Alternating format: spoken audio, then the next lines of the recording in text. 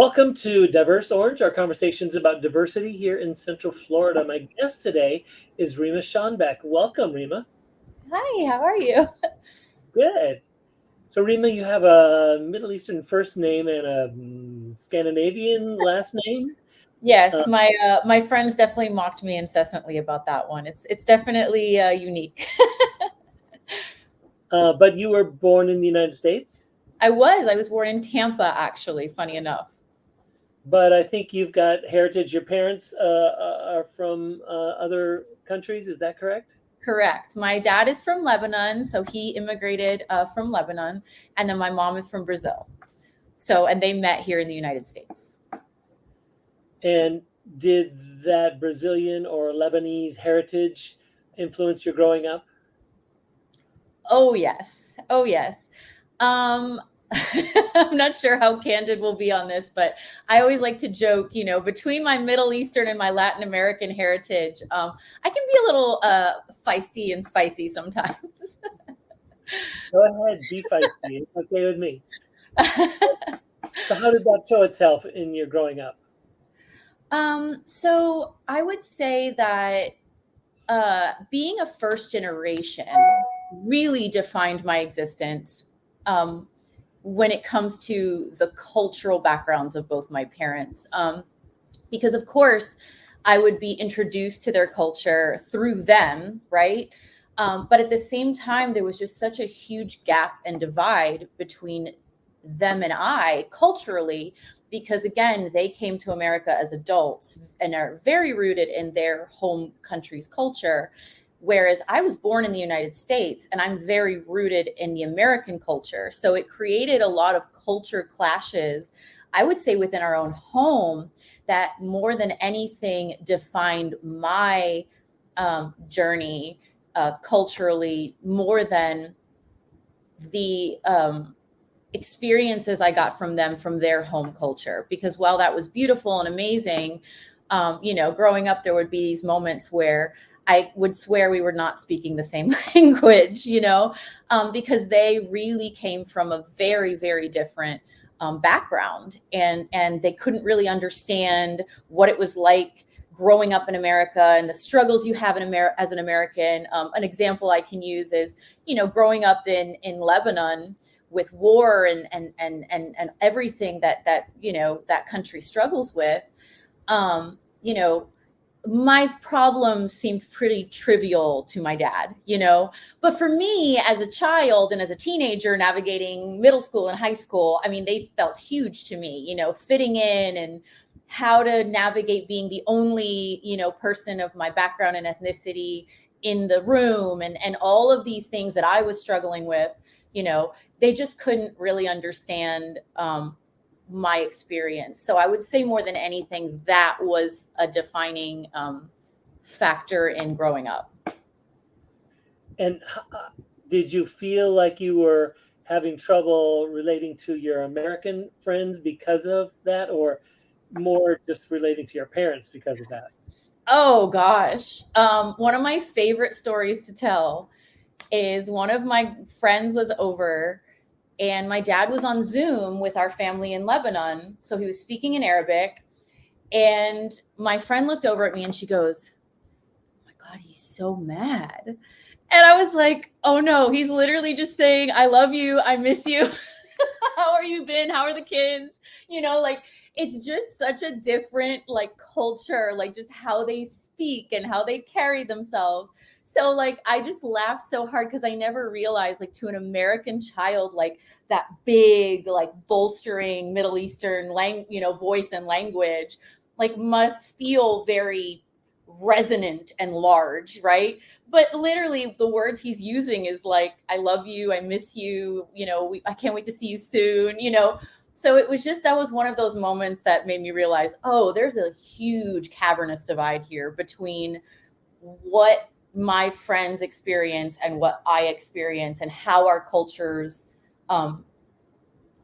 how we experience each of our cultures. So yeah, definitely. Well, you as a musician have traveled around the world. Have you performed in Lebanon and in Brazil? Oh my gosh, I wish. They keep inviting me to go. But I just haven't been able to get over there. I mean, as you probably know, it's a difficult flight. Just performing overseas is already challenging. The logistics involved. I know we did a tour in Europe, and I got to see just how difficult the logistics of that was. And we kind of just ended up we kind of stay close to home these days, but it's on my bucket list. It's on my bucket list to take them up on that and get over there and actually do some performances over there, because it's just really beautiful places in the world. Have you visited either of your parents' homeland? I lived in Lebanon for a while. So I actually lived in Lebanon when I was very young, and I learned Arabic and I learned French. In Lebanon, you have to be lingual. So you actually learn Arabic, French, and English fluently. Now, when I moved back to the United States, obviously, especially back in the 90s, right? Diversity in different languages really wasn't accepted in the same way that it's starting to be now.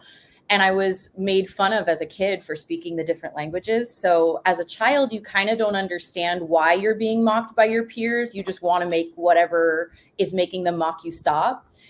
So really sadly, I actually started getting afraid of speaking in the other languages, and I actually stopped. And so I've forgotten a lot of it. But as an adult, actually, within the last decade, I've really started trying to lean back into my power and relearning those languages and reopening my mind to them much more deeply, because it really is a very special thing to have multiple languages that you can speak in and understand and really experience the world in a different way. Because as I'm sure you probably understand, certain things only translate in that language. You can't really translate certain things, especially having a Scandinavian husband. Now I'm actually pretty familiar with Swedish as well. And we'll still have, conversations where he's like, gosh, I wish you understood Swedish, because I wish I could translate this for you, because it's just so beautiful in Swedish.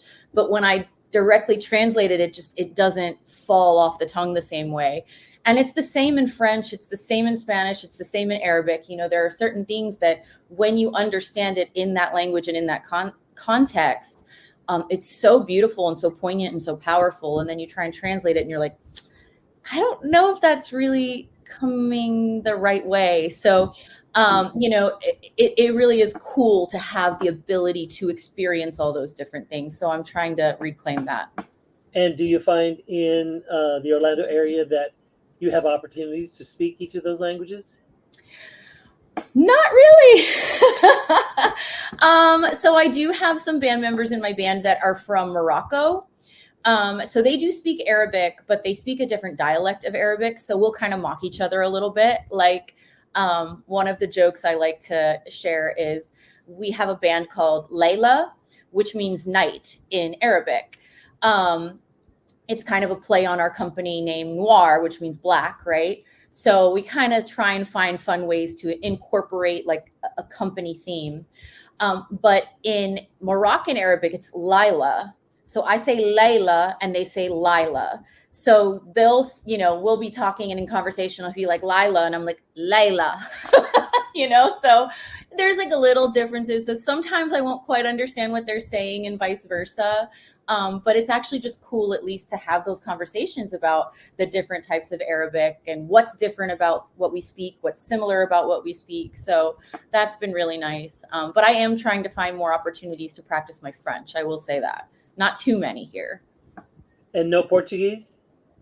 No. So I asked my mom when I got older why she never taught us Portuguese, because she used to speak Portuguese around the house all the time. So I learned a lot of Portuguese just by listening to her.